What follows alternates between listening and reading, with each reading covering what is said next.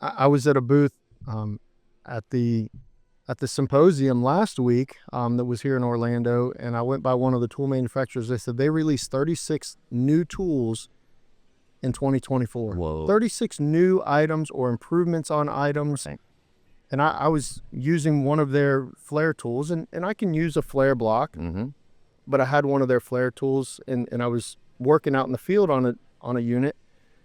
And man, it was so much easier. And I put it in the flare gauge and it hit just perfect. And it was like, man, just showing the students that, yeah, you need to know how to do it. We'll call it the old school way. Yeah. But man, there's tools that make it a lot easier. Kind of like we need to know how to do math on paper, but 100%. calculators are your friend. That's exactly right. Perfect analogy.